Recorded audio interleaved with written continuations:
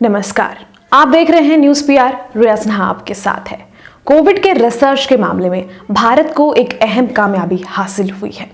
इससे पहले हम आरटीपीसीआर, एंटीजन और एंटीबॉडी के थ्रू कोविड टेस्ट करवा सकते थे, जिसमें सबसे एग्जैक्ट माना जाता था आरटीपीसीआर को। अब इसमें एक और तरीका एड ऑन हो गया है, जिसका नाम दिया गया है सलाइन गागल आरटीपीसीआर टेस्ट। अब समझ सकते हैं इसमें आरटीपीसीआर का नाम जुड़ा है, यानी कि ये उतना ही एग्जैक्ट रिजल्ट्स देता है जितना आरटीपीसीआर टेस्ट। तो वो नॉर्मल आरटीपीसीआर टेस्ट है और ये है सलाइन गागल आरटीपीसीआर टेस्ट, यानी कि आपको सलाइन वाटर के थ्रू गागल करना होगा और उससे अपने सैंपल्स निकालकर जमा करने होंगे। और ये आपके लिए काफ़ी आसान होगा, आप खुद से ये चीज़ें कर सकते हो। उसके बाद जहाँ पर सैंपल सबमिट करना है वहाँ सैंपल सबमिट करोगे, केवल 3 घंटे के अंदर रिपोर्ट्स आपके हाथ में होंगे। कितना आसान तरीका है ना। और इसे डेवलप किया है नेरी ने, यानी कि नागपुर के इन्वायरमेंटल इंजीनियरिंग रिसर्च इंस्टीट्यूट ने। वहाँ के साइंटिस्ट का कहना है कि ये बहुत ही आसान तरीका है और इससे काफ़ी इजीली लोगों को सैंपल कलेक्ट करने में यह मदद करेगा। इसके अलावा केंद्रीय स्वास्थ्य मंत्री डॉक्टर हर्षवर्धन ने कहा है कि यह एक गेम चेंजर तरीका साबित हो सकता है और खास तौर से ग्रामीण इलाकों के लोगों के लिए यह काफ़ी मददगार साबित होगा, क्योंकि हमें पता है आरटीपीसीआर में स्वैब टेस्ट के लिए आपको लैब के पास जाना पड़ता था, घंटों लाइन में लगना पड़ता था, और अगर घर पर कलेक्ट भी करने आ रहे हैं तो आपको रिजल्ट जो थे वो काफ़ी लेट मिलते थे। तो ये काफ़ी ईजिली आपको अवेलेबल भी होगा और ईजिली आप खुद से इसका सैंपल जो है सबमिट भी कर सकते हो।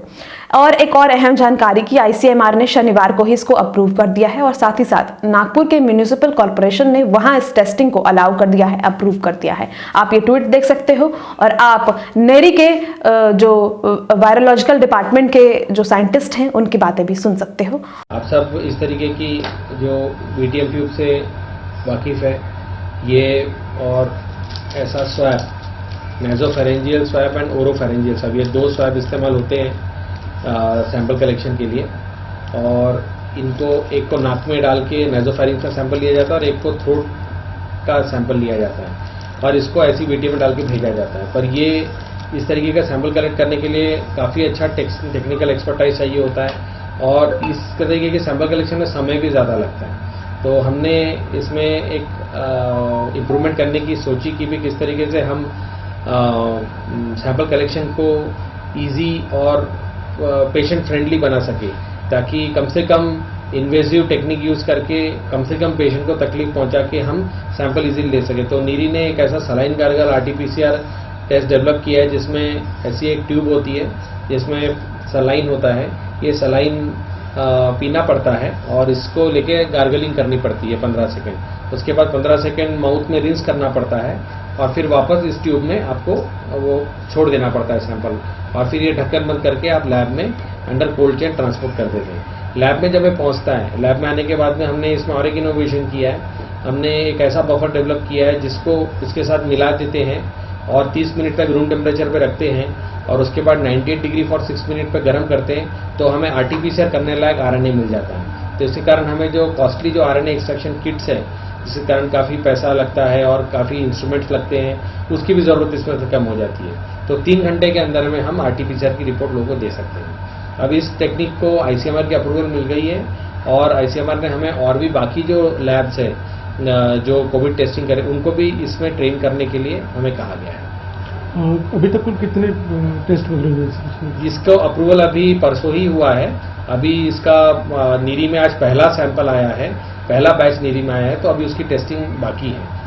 और इसके अलावा अब आपको अहम कि कैसे आप खुद के सैंपल इस प्रोसेस के थ्रू कलेक्ट करोगे। सबसे पहले इसके लिए एक सामान्य सैंपल कलेक्शन ट्यूब की जरूरत होगी और मरीज को सलाइन वाटर के जरिए 15 सेकेंड गरारे करने होंगे, गागल करना होगा आपको, और उसके बाद उस सैंपल को ट्यूब में डालना होगा। सैंपल को कमरे के तापमान पर नेरी के द्वारा डेवलप किया गया एक सोल्यूशन होगा, फ्लूइड होगा, उसमें डालना होगा ट्यूब में, और सैंपल को जो विशेष घोल है उसमें डालकर आपको उसके आरएनए के टेम्पलेट तैयार होने तक वेट करना होगा। यानी कि जब आप उस घोल को गर्म करोगे तो आरएनए का एक टेम्पलेट तैयार होगा और इसे आरटीपीसीआर के लिए भी प्रोसेस किया जाता है। वही प्रोसेस होता है जो बाद में आरटीपीसीआर के बाद जो है आरएनए टेम्पलेट तैयार होता है।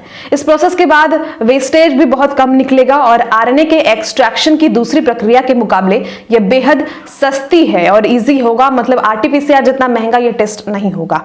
अब आरटीपीसीआर क्या है ये हम सबको पता है। आरटीपीसीआर का मतलब है reverse transcription polymerase chain reaction test. इसका फुल फॉर्म यही है और इससे मरीज के अंदर वायरस का पता लगाने के लिए डीएनए चेन रिएक्शन करवाया जाता है और टेस्ट के जरिए वायरस के जेनेटिक मटेरियल का टेस्ट किया जाता है। और कोरोना आरएनए वायरस है। आपको पता होना चाहिए कि कोरोना एक आरएनए वायरस है और इसमें टेस्ट के लिए उपयोग किया जाने वाला आरएनए मरीज के स्वाब से निकाला जाता है। तो स्वाब के लिए जो ट्यूब था उसमें जो भी इक्विपमेंट होता है उनके उसको थ्रू आप ये टेस्ट किया जाता है, लेकिन इसमें ये ईजी होगा। आप इजिली गागल कर अपना जो है सैंपल निकाल सकते हो। तो ये एक अलग तरीका जो कि नेरी के द्वारा डेवलप किया गया है जिसको आईसीएमआर ने भी अप्रूव कर दिया है। तो फिलहाल इस वीडियो में इतना ही। और भी खबरों के लिए न्यूज़ पीआर के साथ आप बने रहें। पल पल के अपडेट्स सबसे पहले न्यूज़ पीआर पर।